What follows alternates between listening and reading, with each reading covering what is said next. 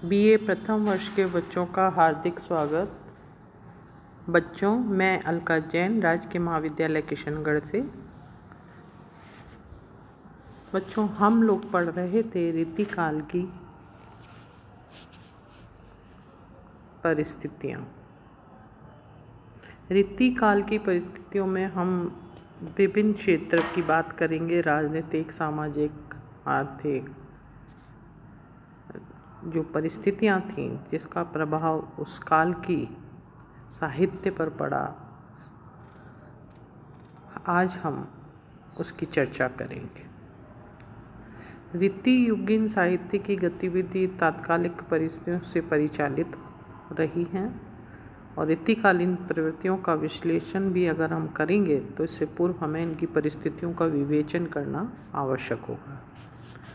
रीतिकाल की जो समय सीमा है वो 1700 से 1900 तक की है। 200 वर्षों की इस दीर्घ कालावधि में रचित रीतिकालीन साहित्य की प्रवृत्तियाँ युगीन परिस्थितियों के संदर्भ में ही देखी जानी चाहिए।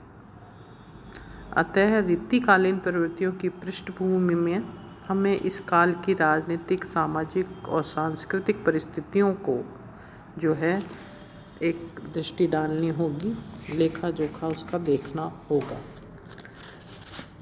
सबसे पहले बात करेंगे हम राजनीतिक परिस्थितियों की। रीतिकाल मुगलों की सत्ता के चरम वैभव का काल है। मुगल साम्राज्य का चरम उत्कर्ष, उत्तरोत्तर ह्रास और फिर पतन भी इसी काल में हुआ। शाहजहां के शासनकाल में रीति युग का प्रारंभ हुआ। राज दरबारों में वैभव, भव्यता और अलंकरण की प्रधानता थी। राजा और सामंत अपने दरबारों में गुणीजनों, कवियों, कलाकारों को प्रश्रय देते थे। शासकों में आत्म प्रशंसा का मोह और श्रृंगारिक मनोरंजन की चाह थी। ताजमहल और मयूर सिंहासन जैसी भव्य कृतियों का निर्माण हो चुका था। उत्तर भारत के अधिकांश राजपूत राजाओं और सामंतों ने मुगलों की अधीनता स्वीकार कर ली थी।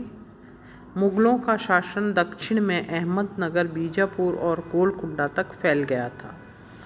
शाहजहां के उपरांत औरंगजेब मुगल शासक बने, जो अपनी धर्मांधता और कट्टरता के लिए प्रसिद्ध रहे।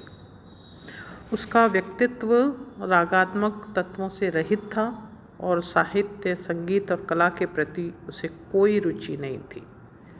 औरंगजेब ने अपने जीवन काल में अनेक युद्ध किए तथा राज्य का विस्तार भी किया, किंतु उसके बाद मुगल सत्ता का पतन प्रारंभ हो गया।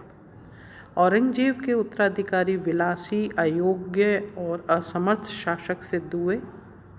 अनेक प्रदेशों में राजा एवं सामंतों ने अपनी स्वतंत्र सत्ताएं स्थापित कर ली। दक्षिण में मराठे स्वतंत्र हो गए। नादिर शाह और अहमद शाह अब्दाली के आक्रमण जो 1739 और 1757 में हुए, उससे मुगल साम्राज्य की कमर टूट गई।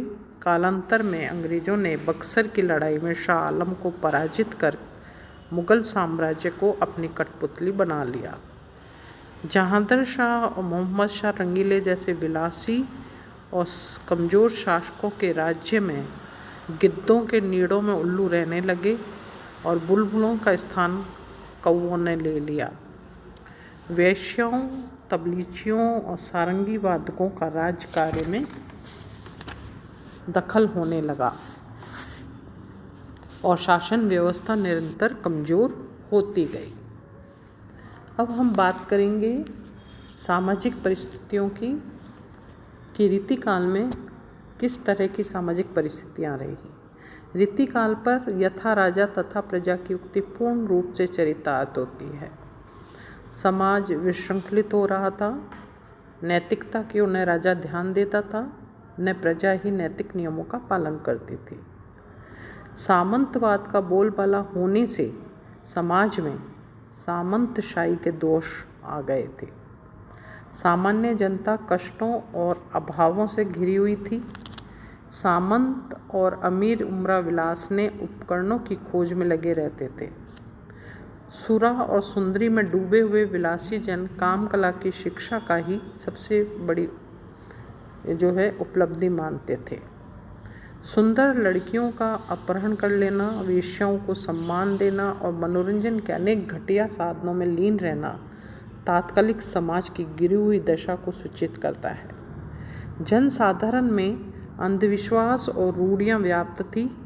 जनता प्राय अशिक्षित थी। बाल विवाह प्रचलित थे। धनी सामंत वर्ग के लोग गरीबों पर मनमाना अत्याचार करते थे। कला कौशल और व्यापार को शासक वर्ग का संरक्षण अब प्राय समाप्त होने लगा था। बहुविवाह की प्रथा प्रचलित थी तथा परिवारों में भी अशांति रहती थी। इसलिए अभिजातीय संस्कृति और उच्च नैतिक मूल्यों का जो है वो विघटन होने लगा था। तो ये थी बच्चों राजनीतिक और सामाजिक परिस्थितियाँ। अगले अंक में हम बात करेंगे धार्मिक और सांस्कृतिक साहित्यिक परिस्थितियों की। धन्यवाद।